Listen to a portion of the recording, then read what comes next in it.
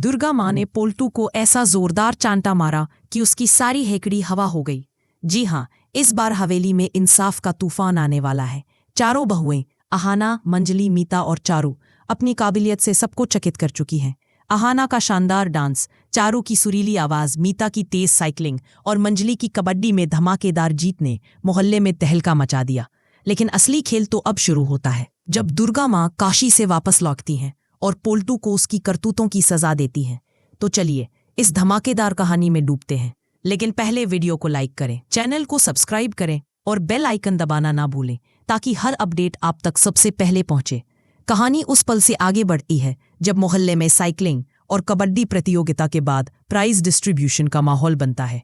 चारों बहुएं अपनी अपनी कला से सबका दिल जीत चुकी हैं।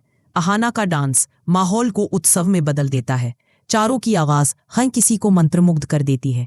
मीता ने साइकिलिंग में पहला स्थान हासिल किया और मंजली ने कबड्डी में सबके छक्के छुड़ा दिए। शाम को प्राइज डिस्ट्रीब्यूशन में चारों बहुओं को बेस्ट बहुओं की जोड़ी ऑफ द ईयर की चमचमाती ट्रॉफी मिलने वाली है।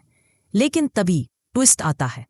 दुर्गा माँ शोरतू मामा के साथ तीर्थ यात्रा से वापस लौट आती हैं।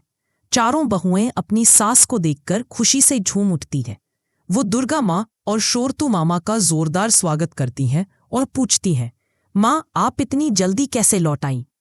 शोरतू मामा बताते हैं, घर में एक इमरजेंसी आ गई थी, इसलिए मुझे वापस आना पड़ा और दुर्गा माँ की जिम्मेदारी मेरे ऊपर थी, तो वो भी मेरे साथ लौट आईं। अहाना भावुक होकर कहती है, माँ आपकी वापसी से हमारी खुशी दोगुनी हो गई, लेकिन ना चाहते हुए भी हम आपको घर नहीं बुला सकते, क्योंकि हमें तो पहले ही घर से निकाल दिया गया है। ये सुनकर दुर्गा माँ के पैरों तले जमीन खिसक जाती है। उन्हें समझ नहीं आता कि उनकी बहुएं क्या कह रही हैं। तभी अहाना सारा सच उजागर कर देती है। पोल्टू दा और ठाकुर जी ने मिलकर हम चारों बहुओं को घर से धक्के मारकर निकाल दिया ताकि हम दर दर की ठोकरें खाएं। लेकिन मैंने रिया की मदद से मोहल्ले में साइकिलिंग और कबड्डी प्रतियोगिता का आयोजन किया ताकि हम ये मुश्किल वक्त हंसी खुशी के साथ बिता सकें। ये सुनकर दुर्गा माँ का गुस्सा 7वें आसमान पर चढ़ जाता है।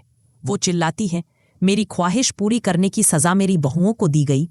वो गुस्से में पोल्टू के पास पहुंचती हैं और जोरदार चाटा रसीद कर देती हैं। तेरी हिम्मत कैसे हुई मेरी गैर मौजूदगी में मेरी बहुओं को बेइज्जत कर घर से निकालने की?